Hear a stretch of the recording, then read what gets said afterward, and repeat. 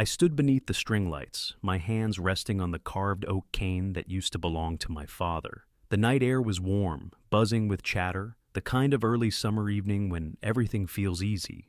Music floated from the speakers, laughter burst from every corner of the country club patio, and the stage was draped in banners that read, "Congratulations, Class of the Year." At the center of it all stood my two eldest grandchildren, Evan and Lily. Twin smiles, matching caps and gowns, cameras flashing like fireworks. They were waving from the podium, bathing in praise as if the world had been crafted solely to honor them. People clapped, toasted, cried happy tears. I just watched. From the outside, I probably looked like any proud old man, back straight, chin lifted, eyes fixed on the stage. But inside, I was ice. Every cheer felt like a blade sliding under my ribs. Every flash of their perfect white teeth reminded me of the night I learned the truth, the betrayal, the documents, their voices. It hadn't been a careless mistake. No, they'd planned it, step by step, quietly. And that's when I understood something that most people never do. Family can wound you deeper than anyone else, because they know exactly where to strike. I remember the moment with sickening clarity.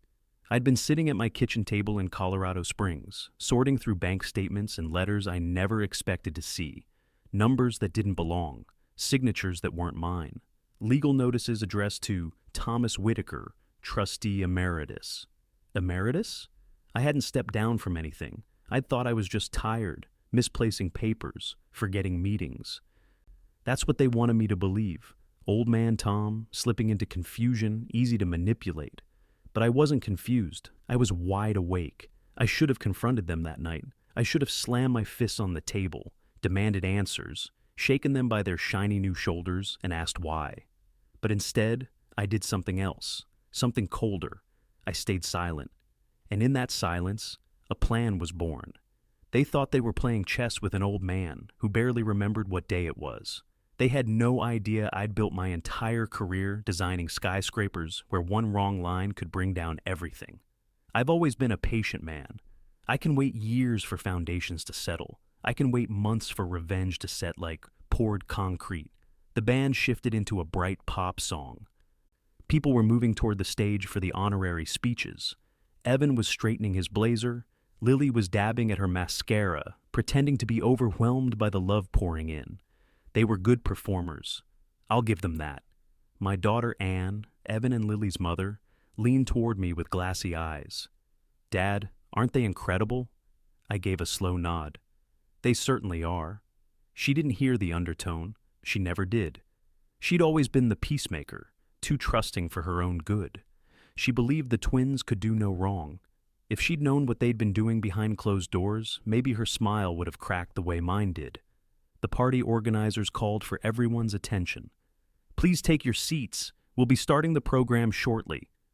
I walked toward my reserved table near the stage, moving slowly, deliberately, feeling each step in my knees. People greeted me with warm hands and soft words. "Tom, you must be so proud. Tom, you raised them so well. Tom, what a legacy." Legacy. That word nearly made me laugh.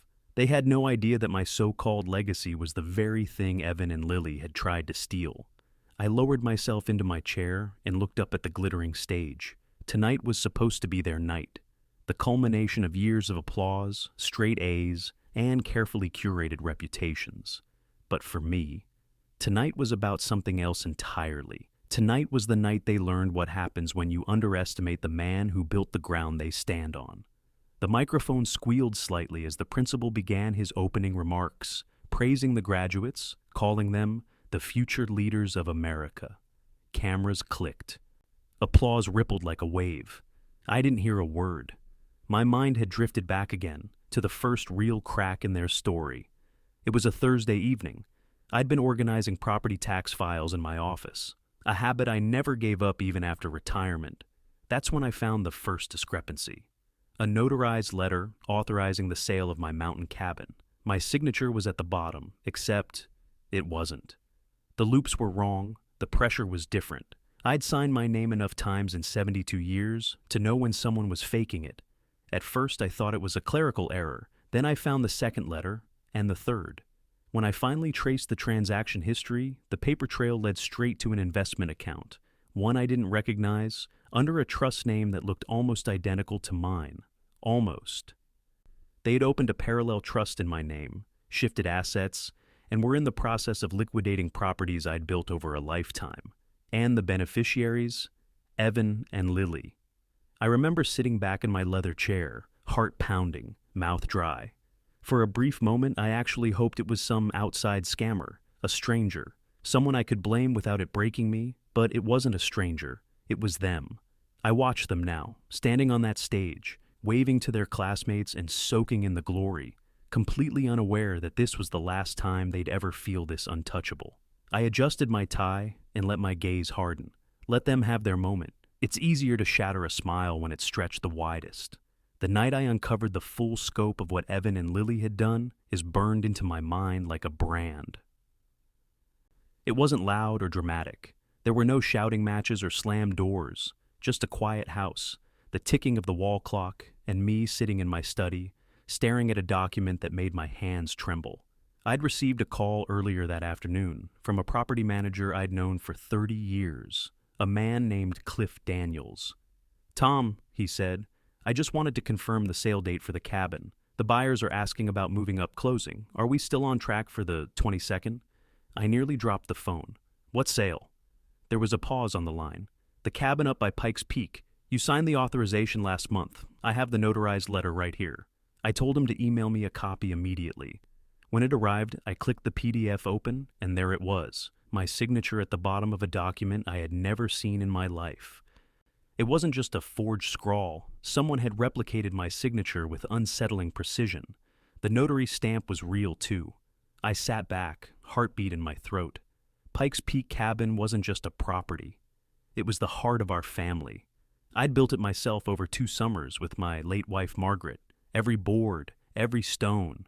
We'd raised our kids there, taught the grandkids to fish in the lake, celebrated birthdays and holidays in that living room, and someone I trusted, had tried to sell it out from under me. I printed the letter, grabbed my coat, and drove straight to Cliff's office. The Colorado dusk was closing in, the mountains cutting sharp shadows across the sky. By the time I arrived, my hands were steady. Fear had burned off, replaced by a cold, focused clarity. Cliff was waiting with a folder. "I thought you'd approved it, Tom. Everything looked legitimate." I scanned the paperwork quickly, my eyes catching every number, every date. The buyer was a Shell LLC, payment set to transfer into a trust account that used my initials, TW, but with an extra letter added at the end. Subtle, almost invisible. That's when the first piece of the puzzle slid into place. I drove home without turning on the radio. My mind was racing too fast for noise. When I pulled into the driveway, the porch light was still on. Evan's car was parked in front, Lily's too. Inside, I heard them in the kitchen, their voices low but animated. I froze just before the hallway opened up, leaning slightly against the wall. Their words carried clearly through the house. "We just need to keep it quiet until after graduation," Evan was saying. "I know," Lily replied. "Once the transfer's done, it's ours. Grandpa won't even notice. Mom doesn't get involved in that stuff, and he signs anything if you tell him it's for taxes." I remember pressing my hand against the wallpaper to keep myself upright. Evan laughed. "By the time he figures it out, we'll have the cabin and half his investment sitting in the trust. We can sell off the smaller properties after the party." Lily lowered her voice. "Do you ever feel bad?" "No," he said immediately. "We've earned it. He's old, Lily. He's had his time. It's our turn. Besides, it's not like we're stealing. We're just moving things around early." She giggled nervously. "Early. Right." I didn't hear the rest. I didn't need to. I backed away slowly, like someone retreating from the edge of a cliff. I went straight to my office, closed the door, and sat there for hours, not crying, not raging, just thinking.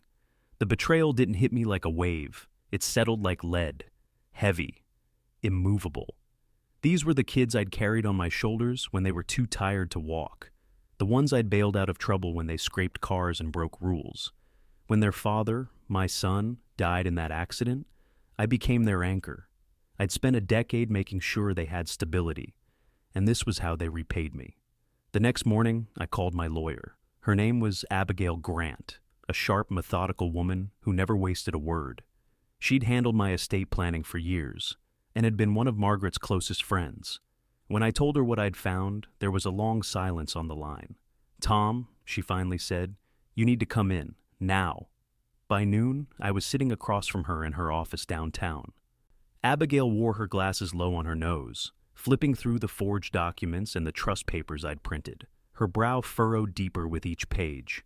"This isn't sloppy work," she said eventually. "This is deliberate. Whoever did this had access to your personal files, legal templates, and notary contacts. They knew exactly what they were doing." "Evan and Lily," I said. My voice didn't shake. It surprised me how steady it sounded. She looked at me carefully. "Are you certain?" I told her everything, about the conversation in the kitchen, the forged signature, the shell trust. By the time I finished, her jaw was tight. "Here's what we're going to do," she said, leaning forward. "We're not calling the police yet. We're not confronting them. You're going to give them exactly what they think they want.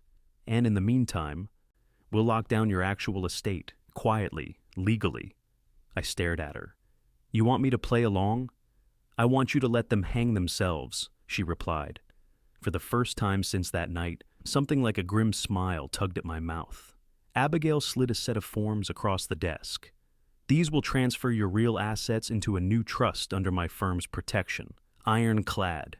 Anything they're currently tampering with is already flagged as fraudulent. We'll freeze it at the right moment. But Tom, if you want to go down this path, you need to be patient. Patience. That was something I had in abundance. I signed the documents, not with the shaky hand they expected, but with the precision of a man who built skyscrapers by hand-drawing every line. Abigail filed them immediately.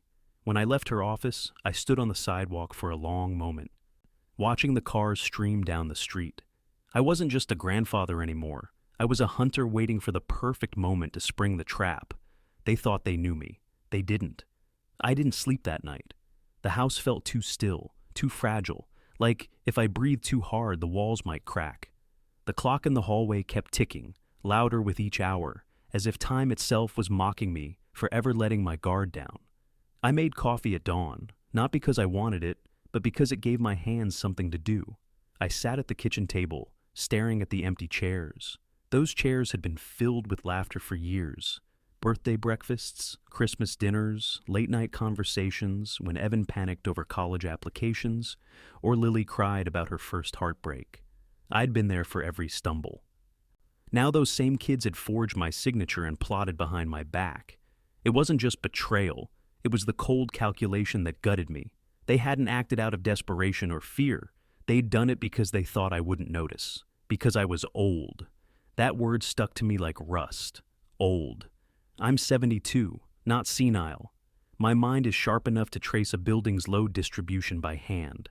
I can still walk up the hill behind the cabin without stopping for breath. But somewhere along the line, they'd stopped seeing me as the man who raised them. They saw a frail silhouette they could outmaneuver. For a few hours that morning, I let the grief in. I didn't fight it. I let the memories pour through me. The day their father died, the way Evan wouldn't let go of my sleeve at the funeral, Lily curled in my lap. Too young to understand why everyone was crying, I'd promised them that day, right there by their father's grave, that I would take care of them, that they would never be alone. I meant it. I kept that promise through scraped knees, teenage tantrums, college bills, and the long, silent nights when the house felt too big for just the three of us. So, how do you reconcile that kind of history with what I'd uncovered? How do you look at the children you raised and accept that they've turned into predators? You don't. Not all at once. It seeps in slowly, like water finding every crack in the foundation. By the second day, the sadness started to calcify into something else. Not rage, not yet, but a sharper kind of clarity. Every time I replayed their kitchen conversation in my mind, the words sounded less like a betrayal and more like a challenge. He's old, Lily. He's had his time. I'd built my entire life on proving people wrong. When developers said my blueprints were impossible, I made them stand beneath the towers I designed. When Margaret's illness tried to break me, I held the family together through sheer will. And when grief threatened to hollow me out after she died, I turned that pain into quiet discipline. If Evan and Lily wanted to see me as weak, they'd learn just how wrong they were. Abigail called that afternoon. "We've secured the trust," she said. "The assets are safe, but Tom, this kind of fraud, if you press charges, it could destroy them legally." "I'm not pressing charges," I replied. My voice surprised even me. It was calm. "Not yet. You're sure?" "I'm sure. Because prison wasn't what I wanted for them. Not immediately. Legal ruin is quiet, cold, permanent. But what I wanted was something sharper. I wanted them to watch everything they thought they'd stolen, slip through their fingers in front of everyone they'd tried to impress." Abigail understood. She always did. "Then we keep building the trap," she said. The weeks that followed were strange. On the surface, life went on exactly as before. Evan and Lily visited often, all bright smiles and shallow conversations. They asked about graduation plans, offered to help with finances for the party, talked about their future business ventures with sparkling eyes. I played the part of the doting grandfather flawlessly. I'd sit in the living room with the newspaper, pretending to struggle with my reading glasses while they slipped papers in front of me. "Just some routine tax stuff, Grandpa," Evan would say casually. I'd sign, slowly. With a trembling hand, I exaggerated just enough to feed their illusion. They thought they were leading the dance. They had no idea I'd already replaced the floor beneath them with glass. At night, when the house was quiet again, I'd walk down the hallway lined with family photos. Lily with her kindergarten medal, Evan holding up his first fish at the cabin, their parents on their wedding day. My late wife Margaret smiling in that soft way she always did when she thought no one was looking. I stopped at the photo of the four of us at the cabin, the lake shining behind us, all of us squinting into the sun. Margaret had died less than a year after that picture was taken. I remember thinking, if she were alive to see this, no, she wouldn't have believed it. She would have said I was overreacting, that they'd made a mistake. She always looked for the good in people, but I'd seen the truth with my own eyes. There was no misunderstanding here. The next time Evan dropped by, he was alone. He leaned against the counter, confident, tapping on his phone. "Hey, Grandpa, we're thinking of doing something big after graduation. Maybe a small business, property management, maybe flipping some of the places you don't use anymore. You'd get a cut, of course." He said it so casually, as if he hadn't already tried to transfer ownership of those same properties to himself. I poured myself a cup of tea, turned slowly, and met his gaze. "Sounds ambitious," I said. He grinned. "It's all about thinking ahead." Thinking ahead. If only he knew how far ahead I was thinking. After he left, I called Abigail again. "The party," I said. "It's the perfect place." She hesitated. "Tom, that's going to be very public." "That's the point," I said. "They wanted to humiliate me quietly. I'll return the favor loudly." She didn't argue. She simply began outlining the steps, timing, legal notices, formal declarations. We'd coordinate everything down to the minute. That night, lying in bed, I stared at the ceiling and whispered, "Margaret, I hope you'll forgive me for what I'm about to do." Because this wasn't just revenge. This was a reckoning. From the outside, the weeks leading up to the graduation party looked like nothing more than a grandfather enjoying time with his family. But beneath that polite surface, everything was being rearranged, quietly, legally, perfectly. Abigail and I met twice a week at her office downtown. We never communicated through email, never left a paper trail. She'd seen too many families turn ugly over money to underestimate how far people would go once they felt the floor tilting beneath them. We kept everything face to face, door closed, blinds drawn. She'd lean over the table, pen tapping against legal folders. They believe the forged trust is real. Let them keep believing. Meanwhile, I've drafted the new estate structure. It's locked behind our firm's firewall with multiple witnesses ready to sign on the day. "The party," I said. She nodded. The party. Graduation was the one moment Evan and Lily had been building toward. It wasn't just about a degree. It was their grand debut as the future heads of the Whitaker family legacy. Invitations had gone out to extended relatives, old family friends, local business owners, people I'd known for decades. Everyone who mattered to them would be there. I wanted them to fall in front of all of them. While Abigail finalized legal documents, I worked on my part of the performance. Evan and Lily kept bringing me more papers. They'd become bolder now, moving beyond the cabin to my investment accounts, commercial lots, even my architectural copyrights. "Just routine signatures, Grandpa," Lily would chirp as she slid a folder across the kitchen table. I signed every one of them with a smile. Not my real signature, of course. Abigail had coached me on how to sign in a way that wouldn't hold up legally. Slight inconsistencies, deliberate shakiness, intentional deviations that would later be used to prove forgery and misrepresentation. They thought they were winning. Every fake document they collected became another strand in the web, tightening around their necks. Meanwhile, Abigail moved the actual assets into a newly structured trust, protected, unassailable, and registered with legal witnesses. She also prepared formal notices for the fraudulent documents. On the day of the party, those notices would be served in person, witnessed by dozens of guests. "This is cruel," Abigail said once, not as a judgment, but as an observation. "No," I replied, "this is justice." One afternoon, I drove up to the Pikes Peak cabin alone. The air was thin and cool, the sky a deep, endless blue. I unlocked the door and stepped inside, greeted by the faint scent of cedar and old books. This cabin had held our family's history like a time capsule. Margaret's quilt still hung over the sofa. The fishing rods leaned by the door. Lily's initials were carved into the banister from when she was 8 and swore I wouldn't be mad. I ran my fingers over those initials. "You were wrong about that too, sweetheart," I muttered. I spent the afternoon walking the property, breathing in the silence. This place reminded me why I couldn't let their betrayal go unanswered. They hadn't just tried to steal money.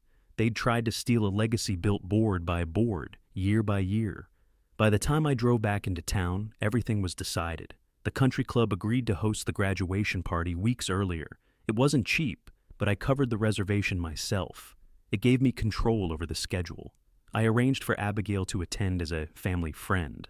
She'd sit quietly at one of the front tables with a leather briefcase at her feet. She also coordinated with a pair of couriers, licensed to serve legal documents, who would arrive at a precise moment during the celebration. We planned every second like a stage production. Opening. Principal's speech, applause, introductions. Middle. Evan and Lily give their thank you remarks, basking in glory. Cue. My grandfather's toast begins. Beat.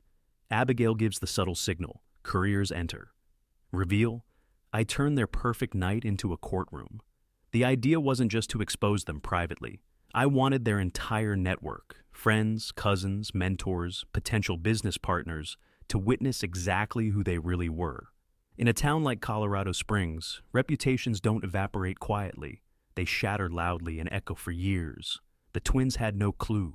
They kept visiting, kept smiling, kept talking about how life was finally beginning. Evan started dressing like a man twice his age, pressed suits, pocket squares, like some mogul in training. Lily spoke about expanding the brand, whatever that meant. I listened, I nodded. I even offered to help with party planning. When they mentioned a slideshow of childhood memories to play during the celebration, I told them I'd take care of it, and I did. Just not in the way they expected. I spent 2 late nights digging through old VHS tapes and scanned photographs. I compiled a beautiful slideshow, Margaret holding them as babies, their first day of kindergarten, summers at the cabin, their father lifting them onto his shoulders. The whole family's history, laid out with music that swelled at all the right places. But I added one more slide at the end, just one. Black background, white letters. The truth always finds its way home. It would flash up at the exact moment Abigail handed me the final legal packet to read aloud. The night before the party, I stood alone in my study, everything prepared. Abigail's folders were stacked neatly in my briefcase. The slideshow was queued up on a USB drive. The couriers had confirmed their arrival time. I looked at Margaret's portrait on the mantel. She'd been gone for 12 years, but her eyes still had that quiet kindness that used to soften me. "I know you wouldn't do it this way," I whispered, "but you're not the one standing here." Because what Evan and Lily had done wasn't a single act. It was months, maybe years, of cold calculation. They'd tested the walls of my trust until they found the cracks. They'd smiled in my face while chiseling away behind my back. And tomorrow, on their biggest day, those cracks would bring the whole house down. The morning of the graduation party felt unnaturally calm, like the sky before a mountain storm. Sunlight spilled across the kitchen floor. Birds sang in the yard, and the smell of fresh coffee filled the house. On any other day, I might have called it peaceful. But that morning, every little sound carried weight. I'd been up since 5 a.m., ironing my navy suit and polishing the shoes I only wore to weddings and funerals. This day was neither, and yet, it had a little of both. I adjusted my tie in the hallway mirror, studying my reflection. My face looked older than I remembered. Deep lines, silver hair, steady eyes. But there was something else in my expression, too. Something I hadn't seen in a long time. Purpose. I checked the contents of my leather briefcase for the 10th time. Abigail's folders were inside, organized down to the page. The USB with the slideshow sat in a side pocket. The envelope containing the updated trust documents was sealed. The trap was ready. All I had to do now was walk into the lion's den with a smile. By late afternoon, the country club was buzzing. Guests in pressed suits and bright dresses milled about the lawn, sipping sparkling lemonade and champagne. String lights were strung across the patio, and a banner stretched across the stage. "Congratulations, Evan and Lily, class of the year." I arrived early with Abigail. She wore a simple black dress, glasses perched on her nose, briefcase at her side. If you didn't know better, you'd think she was just another family friend. But every document in that case was a carefully sharpened blade. We took our seats at one of the front tables as the rest of the guests arrived. Family members I hadn't seen in years stopped by to shake my hand, slap my back, tell me how proud I must be. "They've made you proud, Tom," my cousin Harold said, raising his glass. I smiled. "Oh, they certainly have." Evan and Lily arrived shortly after, stepping out of a rented limousine like celebrities on a red carpet. Evan wore a tailored charcoal suit with a pocket square that screamed, "I think I'm important." Lily was in a pale yellow dress, her graduation stole draped perfectly, hair curled like she was heading to a magazine shoot. The crowd applauded as they walked in. They waved, beaming, soaking up every ounce of admiration. I watched from my table, hands folded neatly over my cane. Evan spotted me and strode over, flashing that polished grin. "Grandpa, you made it early." "I wouldn't miss it," I said evenly. Lily hugged me tightly, the way she used to when she was little. "You look so handsome," she said, eyes sparkling. There was genuine affection there, I won't deny it. That almost made what they'd done worse. I returned the hug with steady arms. "And you two look like you're ready to take over the world." They laughed, not realizing how literal that sounded. The event coordinator ushered everyone toward their seats. The sun was lowering behind the mountains, painting the sky in soft pinks and golds. A local jazz band played lightly in the background. The stage was set with a podium, microphones, and a giant projector screen for the slideshow. The principal of their college opened with the usual speeches: future leaders, proud achievements, hard work paying off.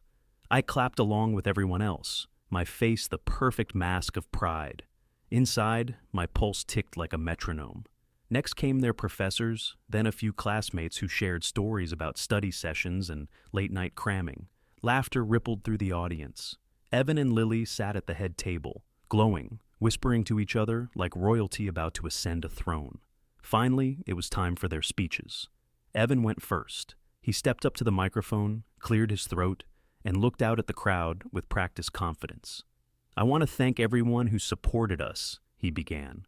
"Our teachers, our friends, our incredible community, and, of course, our family." He glanced toward me. "Especially our grandfather, Tom Whitaker. He's the foundation of everything we are. Without him, we wouldn't be standing here today." Applause filled the air. My jaw tightened slightly, but I clapped along with everyone else. Lily followed, her voice trembling with emotional polish. "Grandpa, you've always believed in us. You've given us more than we could ever repay. This isn't just our graduation, it's yours too. We're just continuing your legacy." The crowd awed. A few people dabbed their eyes. They had no idea how those words would sound 10 minutes later. After their speeches, the coordinator invited me to the stage for the grandfather's toast. This was the moment we'd planned everything around. The projector screen was cued, the slideshow was ready, the couriers were waiting outside. Abigail caught my eye from the front table and gave a subtle nod. I took my time walking to the podium, not because I was frail, but because I wanted the silence to stretch. Step by step, cane tapping against the stage floor, letting everyone's eyes settle on me. "Thank you," I said into the microphone. My voice carried through the speakers, steady and low. "I'll keep this short." The crowd quieted. The twins leaned forward, smiling, expecting some tearful, heartfelt speech they could bask in. I glanced at them, then at the sea of faces before me. Relatives, family friends, business partners, former colleagues. The same people who had watched Evan and Lily grow up, who had whispered for years about how lucky they were to have such a strong legacy behind them. I smiled, a small, deliberate smile. "Tonight is special," I began. "It's a night to celebrate achievement, hard work, and family. But it's also a night for honesty." The room shifted just slightly. A few curious glances. I gestured toward the screen behind me. "Before I say anything else, I'd like to share something with all of you. A small walk down memory lane." The lights dimmed. The music began softly. The slideshow started with Margaret holding Evan and Lily as babies. The crowd melted. There were chuckles at toddler tantrums, sighs at childhood milestones, scattered applause at their teenage accomplishments. And as the final image faded, that black screen appeared.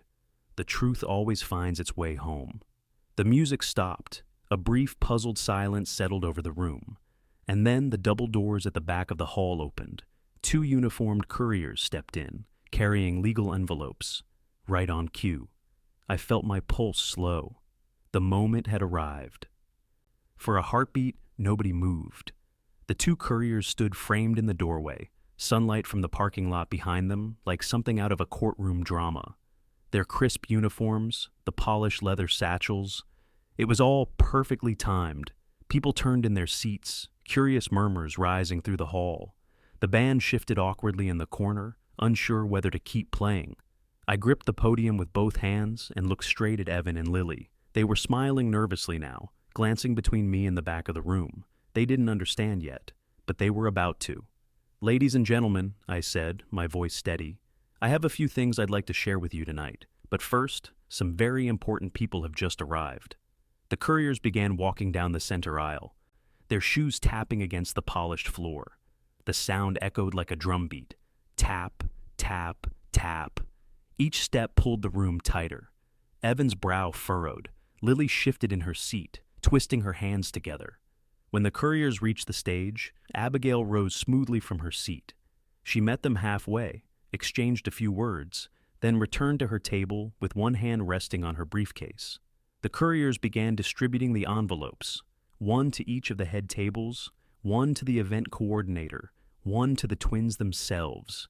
They moved with practiced precision. "This," I continued, "isn't just a graduation celebration. It's also a day of truth. For years, I've believed in the strength of our family. I believe that legacy isn't built on money, but on trust. Tonight, that belief is being tested." The room fell silent. Forks froze halfway to mouths. A few guests exchanged uneasy glances. Evan leaned forward, whispering urgently, "Grandpa, what's going on?" I didn't answer. The couriers handed the final envelopes to the twins, gave a respectful nod, and exited the hall as silently as they had entered. The sound of the doors closing behind them seemed to reverberate through every corner of the room. Lily tore open her envelope first. Her smile faltered as her eyes scanned the first page. Evan followed, and I watched the blood drain from his face. "This can't be right," he muttered. "Oh, it's right," I said calmly into the microphone.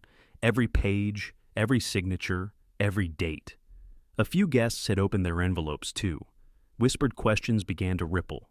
"What is this? A new trust? Why are we receiving legal notices?" I tapped the microphone gently. "Let me explain." I took a slow breath and looked out at the sea of faces. Some I'd known for 50 years, neighbors, former colleagues, family friends who'd watched Evan and Lily grow up. These weren't strangers. These were the people whose opinions mattered most in this small town.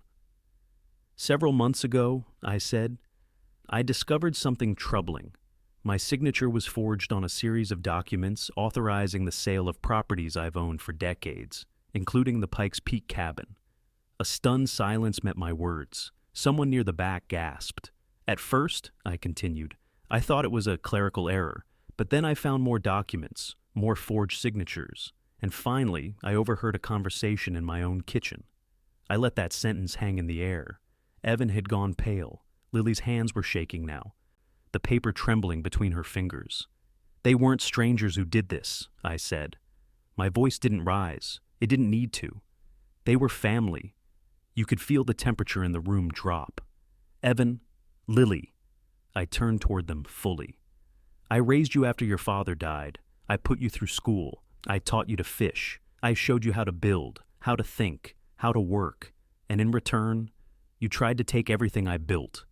The crowd erupted into hushed whispers. Abigail stood silently at her table, watching like a hawk. "I want everyone here to know exactly what's in those envelopes," I said. "Inside, you'll find notarized proof of a forged trust account, fraudulent property transfer documents, and my official legal declaration reversing every fraudulent action. Every asset you attempted to move has been locked and returned to my control. And as of this morning, a new trust has been signed and witnessed, one that removes both Evan and Lily from any future inheritance." Murmurs turned into audible shock. Someone at the family table muttered, "My God!" Lily stood suddenly, clutching the papers. "Grandpa, please, this isn't the place."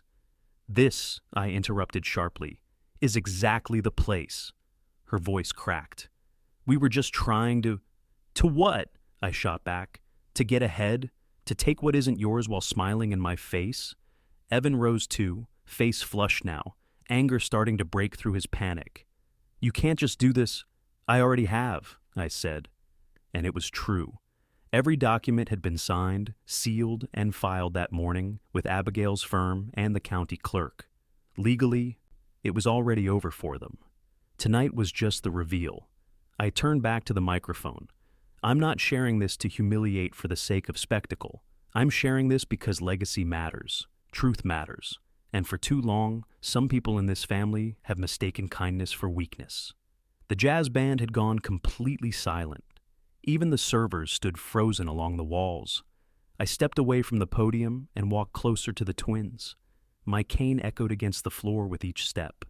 "I loved you both like my own children," I said, quieter now. "But love doesn't mean blindness, and trust, once broken, has consequences." Lily covered her mouth, tears welling in her eyes. Evan stared down at the papers, jaw clenched, trapped between fury and disbelief.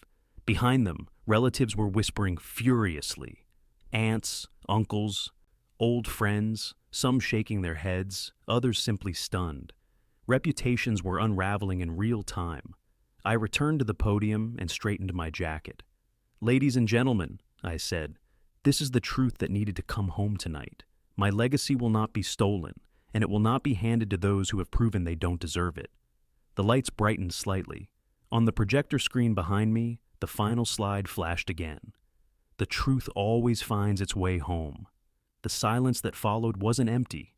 It was thick, electric. The celebration had turned into a reckoning. And this was only the beginning. The silence held for a moment longer, thick, uneasy, like the air before a clap of thunder. Every face in that hall was turned toward us now. Some stared at me with wide, shocked eyes. Others were already looking at Evan and Lily, whispering behind hands. They stood frozen, still clutching their envelopes as if the papers might somehow change if they held on tight enough. I could almost see the calculations flickering behind Evan's eyes. He'd always been quick on his feet, the one who talked his way out of trouble. But this time, there was nothing left to spin. I leaned slightly on my cane and looked out over the crowd. "Now," I said, my voice low but clear, "I know this isn't what anyone expected tonight. You came here to celebrate accomplishments. You came to honor the future. And in a way, that's exactly what we're doing." The projector behind me changed slides, automatically advancing to the legal declaration Abigail had formatted. A clean, official title in bold across the top. Whitaker Family Trust, Revision and Redistribution. Gasps rose from the audience. This morning, I continued, I signed and filed a complete restructuring of my estate. Everything I've built over 70 years, my properties, my investments, my architectural patents, the cabin at Pikes Peak, all of it, has been secured in a new trust. Evan's head snapped toward me. Grandpa, you can't. I already did, I cut in, calm and final. Lily stepped forward, tears streaming now. Please, don't do this in front of everyone. This is exactly where it belongs, I replied. My voice softened slightly, not from sympathy, but from certainty. You made your choices behind my back. I'm making mine right here, in the light. I turned back to the crowd. I want all of you to hear this clearly. Evan and Lily Whitaker have been fully and legally removed as beneficiaries of the Whitaker Family Trust. A wave of murmurs rolled through the room, like wind through dry grass. Some relatives audibly gasped. Others exchanged looks that said, I always wondered. The next slide displayed a simple bullet list. Abigail's doing, not mine. All fraudulent transactions voided. Assets transferred to new trust. Primary beneficiaries, educational foundations, community programs, and the younger grandchildren. I let that sink in. Instead, I said, those assets will be used to fund architectural scholarships, community housing projects, and, most importantly, the futures of those in this family who still know what loyalty means. My younger grandchildren, nieces, nephews, they will receive equal shares under clear, transparent terms. No deception. No shortcuts. The reaction was immediate. At the far table, my younger grandson Oliver, barely 13, looked stunned. His mother put a hand over her mouth. Other relatives straightened in their seats, their initial shock giving way to a strange mixture of relief and admiration. Meanwhile, Evan's face had gone crimson. You can't just erase us, he shouted, stepping toward the stage. I met his gaze steadily. You erased yourselves the moment you forged my name. Lily crumpled into her chair, sobbing quietly now. The image of her as a little girl carving her initials into the banister flashed through my mind like a cruel trick. But pity had no place here, not tonight. Evan slammed his envelope down on the head table. You think this makes you look strong? You're humiliating us. No, I said slowly. You did that yourselves. All I did was stop pretending. The room was deadly quiet again. Every word carried. Abigail stood then, unfolding her arms, and addressed the room. For those of you with questions, she said professionally, I'm the Whitaker family's legal counsel. These documents are filed and notarized. Everything you've received tonight is a certified copy. There is nothing performative about this. It's real. A few people nodded. Some even clapped lightly, not out of cruelty, but out of sheer disbelief at the precision of it all. I returned to the microphone one last time. You all know me. You know I've spent my life building, not just buildings, but relationships, community, family. I don't make decisions like this lightly, but trust, once broken, must be answered. I shifted my gaze to Evan and Lily. Their perfect evening had shattered. The polished facade they'd spent years building was gone, replaced by two young adults standing exposed in front of everyone who'd once admired them. This legacy, I said, was never about money. It was about integrity. And tonight, that legacy stays exactly where it belongs. The projector went dark. The band didn't pick up again. Nobody knew quite how to move. It was the kind of silence that happens when the ground itself has shifted. Then, from somewhere in the audience, a single pair of hands began to clap. Slowly, firmly. It was Harold, my cousin, nodding at me with a half smile that said, You did what had to be done. Others joined in, tentative at first, then stronger. The applause wasn't joyful. It was solemn, respectful. Evan stood rigid, fists clenched. Lily kept her face buried in her hands. I stepped down from the stage, cane tapping against the floor. Abigail fell into step beside me as we walked past the stunned crowd. As I passed the head table, I paused beside Evan. He didn't look at me. This isn't over, he muttered through gritted teeth. I leaned closer. Yes, I said softly. It is. And then I walked out through those same doors the couriers had entered earlier, into the cool evening air. Behind me, the party dissolved into a storm of whispers and fractured conversations. Some relatives rushed to comfort Lily, others simply shook their heads. A few followed me outside, offering quiet words of support, but I didn't need them. The work was done. For the first time in months, I felt light. The morning after the graduation party, the house was quiet again. Too quiet. The same sun spilled across the kitchen floor. The same coffee brewed in the pot. But the air had changed. It wasn't heavy anymore. It was clean. I sat at the kitchen table with a cup in my hands, watching steam rise in lazy spirals. For the first time in months, my heart wasn't pounding against my ribs. No more hidden documents. No more pretending not to see what was happening right under my nose. It was done. The fallout began faster than I expected. By noon, my phone was buzzing nonstop. Calls from family, neighbors, even people I hadn't spoken to in years. Some wanted to express shock, others support. A few wanted gossip thinly disguised as concern. The country club story spread like wildfire through town. In Colorado Springs, big families like ours were practically their own ecosystems. Everyone knew everyone, and news didn't just travel, it took flight.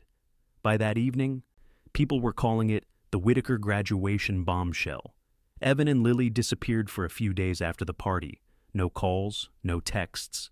Their mother, my daughter Anne, came by 2 days later, red-eyed and shaken. She stood in the doorway holding her car keys like she wasn't sure whether to come in or turn back. "Dad," she said quietly. "I didn't know." I nodded. "I believe you." She sat across from me at the table, eyes fixed on the wood grain. "They told me they were helping with paperwork, that you'd asked them to take some things off your plate. I thought they were stepping up.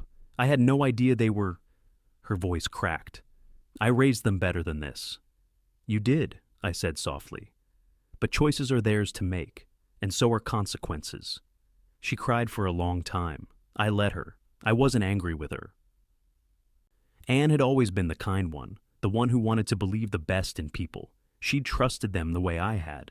When she finally looked up, there was a flicker of something in her eyes. Respect, maybe even relief. "You didn't just protect yourself," she said. "You protected the rest of us." In the weeks that followed, the twins' world began to unravel. Their reputations, once polished and admired, were now marked. Word spread through the community. They'd tried to swindle their grandfather's estate. No one had to exaggerate. It was all the public record now. Internships they'd been counting on quietly disappeared. One local firm withdrew a job offer to Evan, citing concerns about professional ethics. Lily's scholarship board requested a formal review of her funding. They tried to salvage it, issued a few carefully worded statements about misunderstandings and family disputes. But the truth doesn't need embellishment when it's written in legal ink. People had seen the documents. They'd heard my words with their own ears. They couldn't rewrite what everyone had witnessed. Abigail kept me updated on the legal side. They hired a lawyer, she said during one of our check-ins. But they don't have much to stand on. Everything was airtight. "I trust you," I said. And I meant it. Abigail had been my shield in this. By the end of summer, Evan and Lily moved out of state. I heard through Anne that they'd enrolled in programs elsewhere, trying to start over where people didn't know their names. Maybe they'd build something honest one day. Maybe not. That wasn't my responsibility anymore. The cabin at Pikes Peak stayed under my name. I spent a few weekends up there that autumn, sitting on the porch wrapped in a blanket, watching the trees turn gold. The lake reflected everything like glass. It felt whole again. One afternoon, my youngest grandson Oliver came to visit. He was still wide-eyed from everything that had happened, but he carried himself a little differently now, like he'd seen what truth looks like when it stands its ground. He sat beside me on the porch, kicking his sneakers against the step. "Grandpa?" "Yeah?" "Were you scared?" The question caught me off guard. I thought about the weeks of pretending, the nights of sleepless planning. The moment on stage when the couriers walked in and every eye turned toward me. "Yes," I said finally. But I was more disappointed than scared, and sometimes, when you love people, you have to do hard things to protect what's right. He nodded like he was storing the words somewhere deep. Before he left that weekend, I handed him an envelope, not a legal document, just a handwritten letter. For later, I told him, not now. Because legacy isn't just about assets, it's about stories, lessons, the kind of truth that sticks long after money is spent. Autumn bled into winter. Snow capped the mountains. The scandal slowly stopped being the story in town and became a story people remembered with raised eyebrows. Life moved on, and so did I. I'd thought exposing them might leave me bitter. It didn't. It left me clear. Margaret's portrait still hung in the study. One evening, I poured myself a glass of whiskey, sat across from it, and whispered, "I did what you would have never done, but I think you'd understand." I wasn't vengeful anymore. I wasn't angry. I was settled. Evan and Lily had tried to write the ending to my life story for me, quietly, greedily, with forged signatures and whispered plans. But I'd taken the pen back, and as the snow fell outside, soft and silent, I realized something important. It wasn't just about revenge. It was about reclaiming the truth and making sure the legacy I built ended exactly the way I intended.